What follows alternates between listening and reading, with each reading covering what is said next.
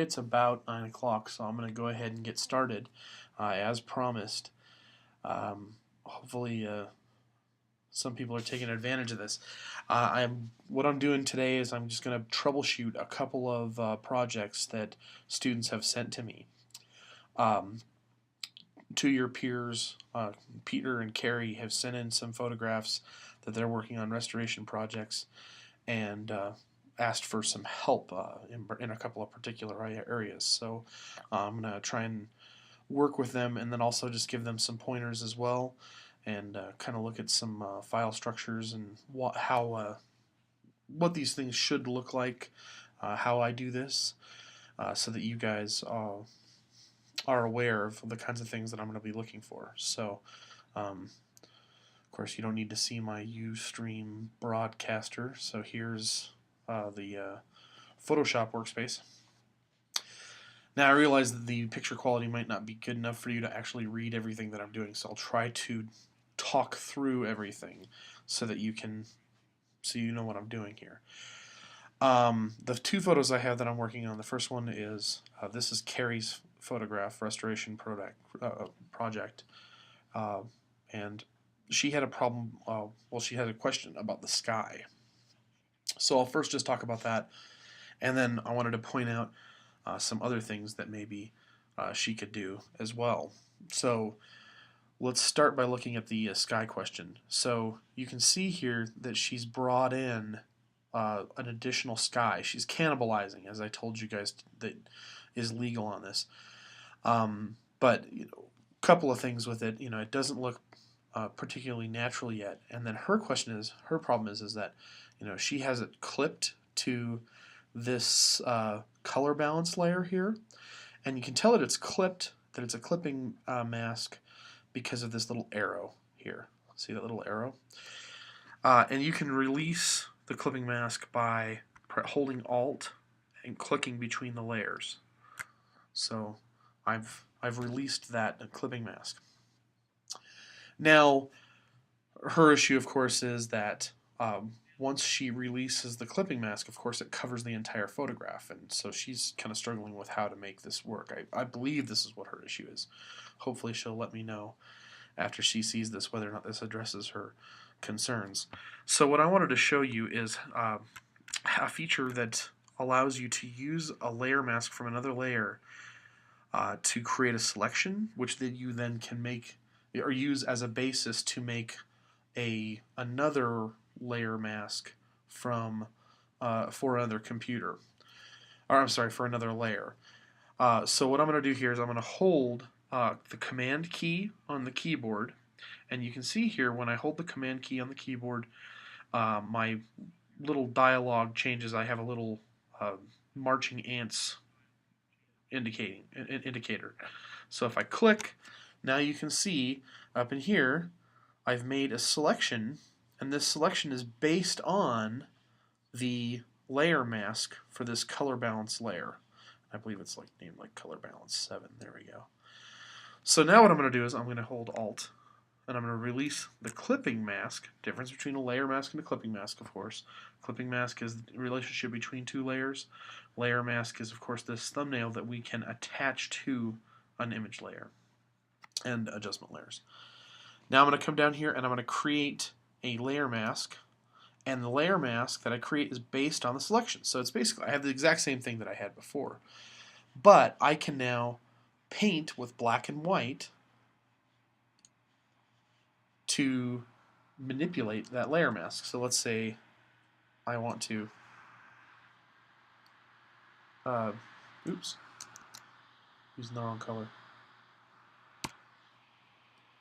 I want to paint to get rid of this building over here.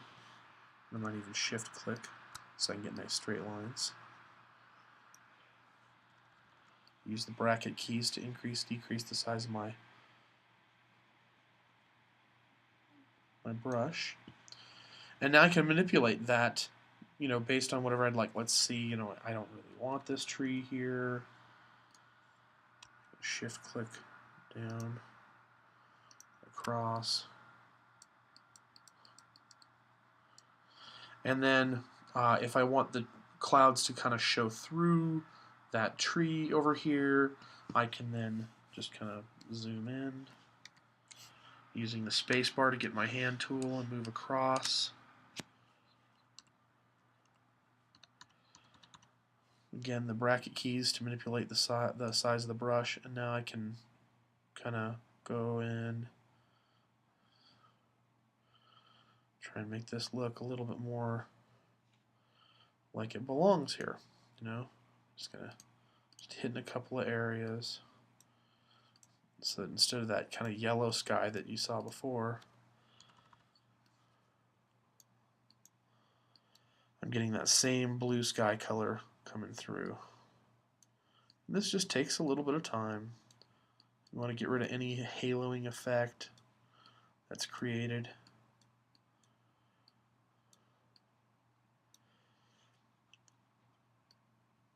Now the other thing that I was going to talk about, and I expect that you're going to take a little bit more time than what I'm taking here. I'm being pretty sloppy. I'm trying to show you technique, but of course this takes, to do it really well, takes time. Now the other thing you might do, and it's not going to work up here because I removed that part of the building, but you could of course play with the opacity of that layer to try and blend what's going on here. Now of course that wall came back a little bit, but so you'd have to address that in one way or another. But now you have something that looks a little bit more natural. It's a little bit more difficult to tell that that tree and that sky don't actually go together. It looks a little bit more natural.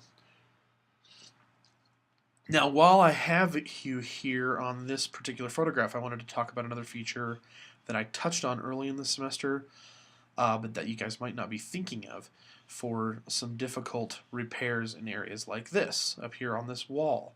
I'm not sure how many of you guys remember the feature called Vanishing Point, and I want to demo Vanishing Point here and how handy it can be. Vanishing Point is kind of a grid tool that takes into account, of course, vanishing point perspective.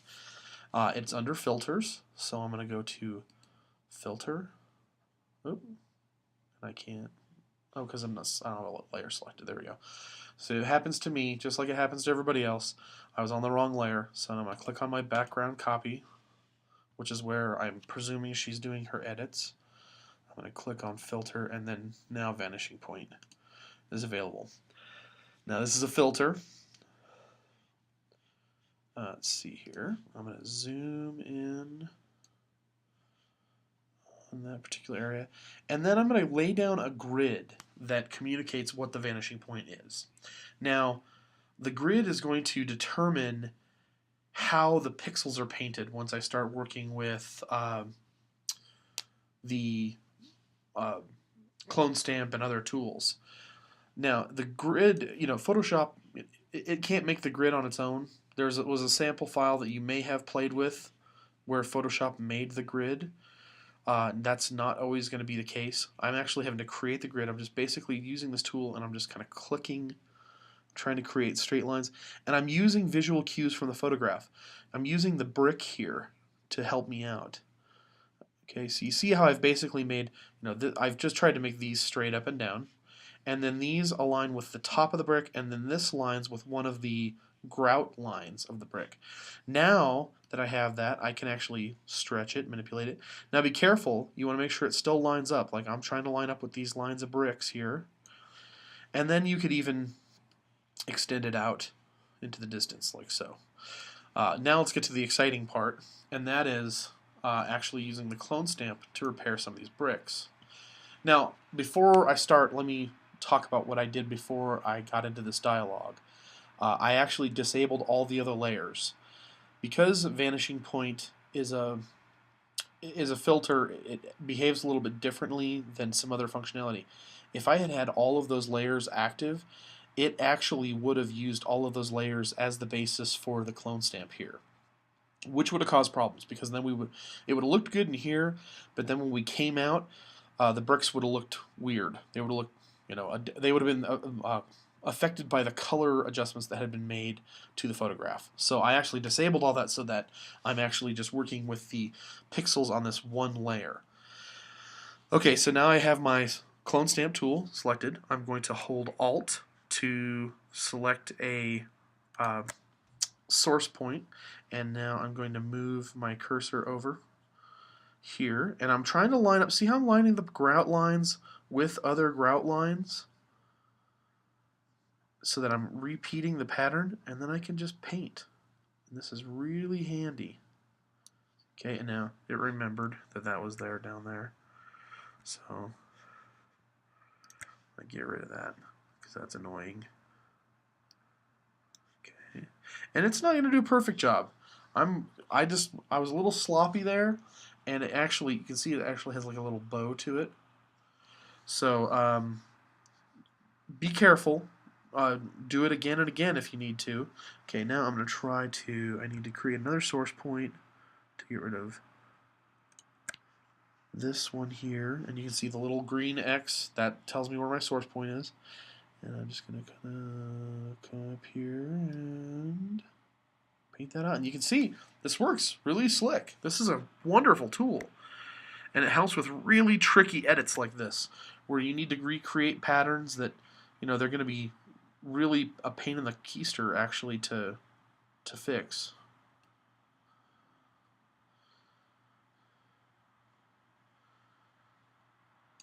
Okay.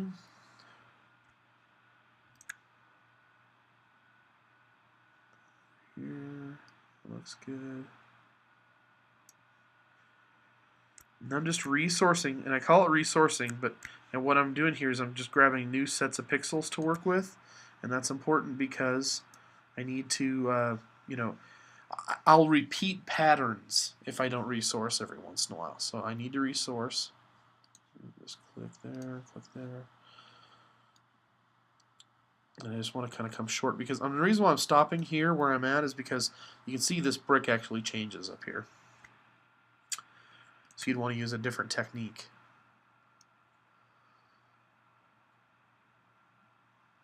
So as best I could, I've now corrected that wall. I click, actually, let's grab this. Looks like I can actually, oh wow, it just recognized that edge. How interesting is that? So it recognized that edge, really slick tool. The problem is that it's confused. Photoshop's not perfect, it screws up. So I'm going to stop there. I would actually need to just maybe, I don't know, delete that. Create a new one entirely for this area here.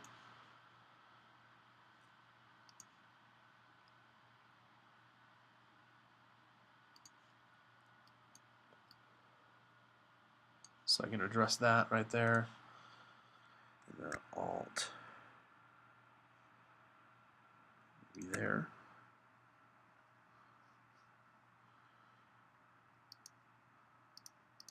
Okay. Okay job. Not perfect by any stretch. And now I'm going to click OK. And now it goes back to the original image. And you can see, if I bring back the background layer here, the difference between the two. Pretty slick and pretty easy correction there. I mean, that would be incredibly difficult to do otherwise. So there's one demonstration. That's for Carrie, and hopefully I addressed what you needed, Carrie, with that background, getting a its own layer mask, and then gave you some other tips as well. I'm going to go ahead and close that. Don't need to save it. The other question was also about cannibalism, and this was from Peter. Sorry, I needed some coffee there in order to keep going. Peter has a photograph here that he's restoring, he's working on, and he wants to cannibalize this face from this photograph and put it onto this child here, which is a great idea. And and I actually think he has a fairly appropriate photograph for this, because what I'd look for here is the angle of the face, the framing, like the direction of the face. Okay, and if you look at these two photographs, the angle of the face is pretty close. I mean, there's some rotation issues, but it's pretty close. So I'm going to go into this photograph. Let me show you how you do this, or how I do this. One of the great things about Photoshop is that there's, for anything that you want to do, there's actually a number of ways to do it. So what I did is I grabbed my lasso tool and I drew around the face. And of course now I have a selection of the face. I'm just going to press Control-C on the keyboard to copy. I'm going to go back to Peter's restoration project. I want to make this on the top hierarchy because he has a lot of image layers here. And I press Control-V, and now you can see there's a face in the middle of the photograph, which looks really weird. We can do that. We'll just put it on the wall. That looks good. There's just a why is there a face on the wall? Okay, I'll quit goofing around now. Sorry. Okay, so now I've moved the face roughly into position. How do I know that I have it in the right position? And what I would do is I'd just use a blending mode.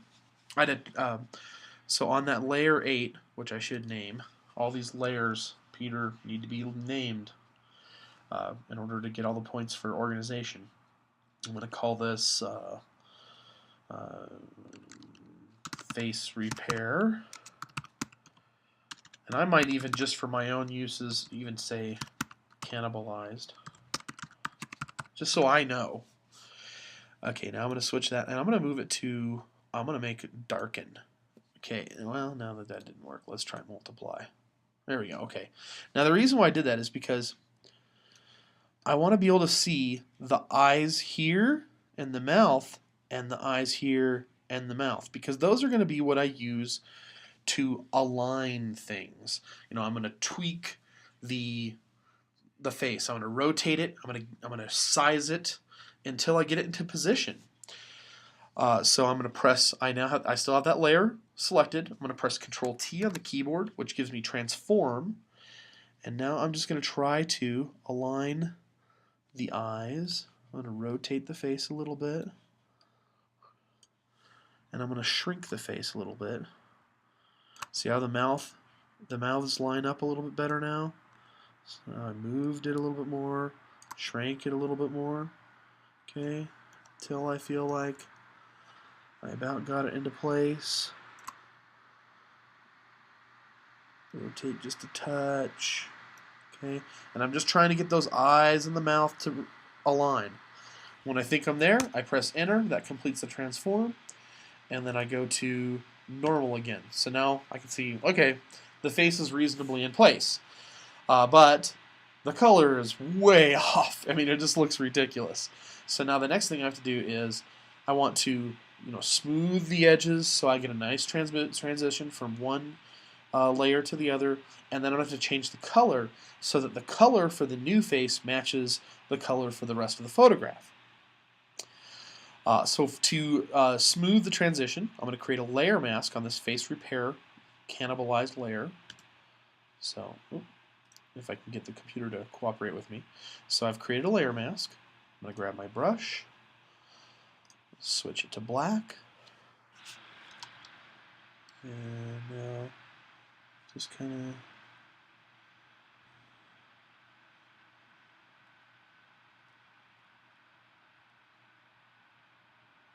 of here.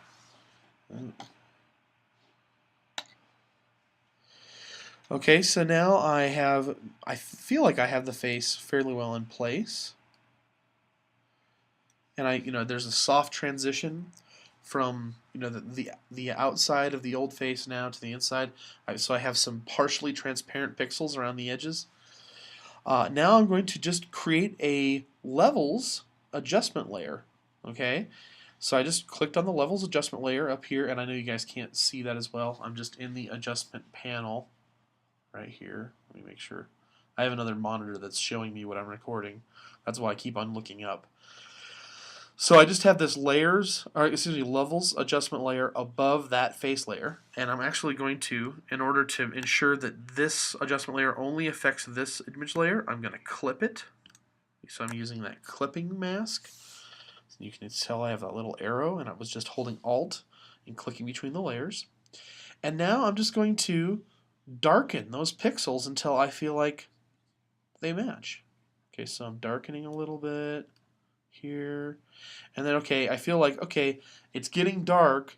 It's looking darker like the pixels that Peter has for the rest of the image. But if I get too much darker, it's going to start to look weird.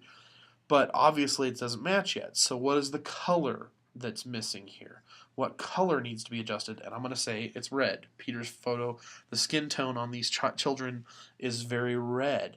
So I'm going to switch from my RGB information to the red information, and I'm going to manipulate the red information a little bit. Okay, and then maybe I'll go back, darken it just a little bit more. Okay, and then, no, it's still not there. There we go. I was looking too closely.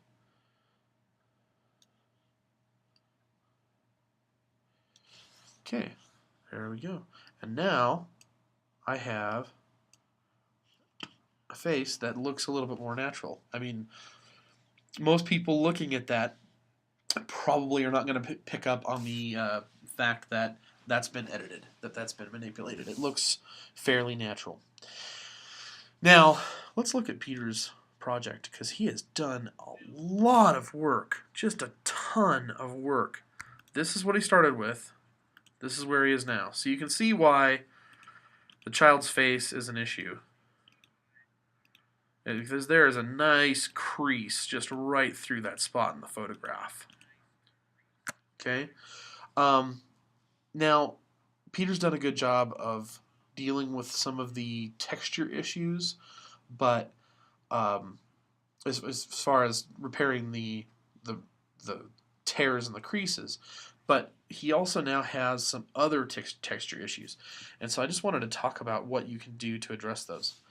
Now, Peter has a whole boatload of image layers, and I'm not entirely sure why he made the choice to do that. You don't need all those. And let me jump to another file that I'm working on. First, let's get rid of this. I don't need this photo anymore. This is a photo I'm working on. And the reason I wanted to show you this photo is because I wanted to show you my layers here. This is what it looked like when I started. And this is what it looks like now. But I want to point out, I only have, I have my background layer with my original information. And then I have this layer 0, which I should name. I'm going to call it corrections. Alright. That's the only other image layer I have so far. Now, you may have to actually add other image layers to fix things, but you don't have to create a new layer for everything that you do just for the purpose of creating layers. That makes your file size really large, really fast, and there's no reason for that. So in this case here, you can look at the file size here. I have, it was a 30 megapixel or megabyte file before. With all of my edits, it's a 96 megabyte file, and this is small. I mean, I've worked on restoration projects where I end up with a half a gigabyte or more. So you got to be careful not to create layers that you don't need. And then, of course, adjustment layer, adjustment layer, adjustment layer. Actually, this is another image layer, and I'm going to call it, this is a color blending mode layer. I use this layer to color these areas of the photograph. You're trying to color that with the color blending mode. And I'm not done with this photograph. I'm still working on it. But I just wanted to show you how my layers were structured and what I had. And really, I just have this one layer that I'm doing most of my corrections on. Okay, so I don't need that file anymore. Let's get rid of that. Don't save. Okay, so now back to Peter's file. And the reason why I wanted to talk about that, of course, was because Peter's file, the thing I'm going to try to do now is actually a little bit more difficult because Peter has created these additional layers that really aren't needed. I mean, really, he could basically, the face repair I'd keep on a lot of layer because I want to see stuff like that. I want to see that, you guys are problem solving and that this ingenuity is going on. But these layers, all these layers right here, can really actually just be one layer. you could actually merge that all into one layer, one information. In fact, for the purpose of this demo, I'm actually going to do that. So I'm going to merge those layers. And that's going to make some of this editing that I'm about to do so much easier. Because what I want to do is, in order to get rid of, you see all these little dots and specks and stuff that have been created? I want to soften that, like on the wall here. And a really easy way to do that is just to grab your blur tool. And I'm just going to use my bracket key. And I'm just going to try and blur some of that out. Now, some of this is big enough that you can actually address it with some other tools. The other thing I might do, Peter, is actually, there's no reason for you to have this white edge here. You may want to actually crop this down. There's no reason. The white edge is problematic for a couple of reasons. One of which is it'll actually affect your color corrections. So I might actually crop this down just a scotch. Okay, and then again, doing a little blurring, just you know, enough. Not in the area of detail. Notice I'm just working on the carpet and the wall, you know, because I don't want to destroy the details in the other areas. And then I might even grab my clone stamp if I can find it. There we go. No, I'm sorry, my spot healing brush is what I want. Let's get rid of some of that weirdness on the floor. And because I just have one image layer, this is so much easier. If this was a number of image layers, that's a spot on my screen that I'm trying to correct. That's funny. If I had a number of image layers here, these edits are so much more complicated. They're so much more complicated. So I'm just kind of going around, clicking around, getting rid of any little bit of this that I can. See if I can. Yeah, that worked really well. Nothing to it, you know. Things like that. Grab the patch tool. Move that on up, just like so. You know, and you still have some areas here that you need to address, but you're doing a good job, doing a real nice job. And then one of the benefits of cropping this so that you don't have all that extra information, that information will actually affect your color corrections. So if I were to do another color correction right now, just grab a layers, you can see here, look at the histogram. Look at that. And I'm going to look at that kind of stuff when I grade your projects. That's a deficiency. This photograph needs to be a little brighter, you know? And with that extra white edge information, that's affecting your histogram. That's telling Photoshop, I have lots of bright pixels. In fact, let's just, for the sake of, because I think I'm done with the demo, let's look at this for the sake of, this is what it looked like before, or after I took that edge away. But let's just take a little mental picture here of this histogram. I'm going to revert to Peter's original, and I'm going to grab a histogram. See, look at that. So look at the difference, Peter. Because that white edge is here, because of this white edge, that tricks the computer. It's basically communicating, I have plenty of highlight information, and I don't have plenty of highlight information. It's the picture border. So if you have a picture border like that, crop the picture border off because it's going to mess up your color corrections. If you want to bring that back for like a nostalgic purpose, do it when you're done. Or make a selection to use, because you can also, if you, let's get rid of that layer. Let's go to the very top of the hierarchy here, and I would make a selection.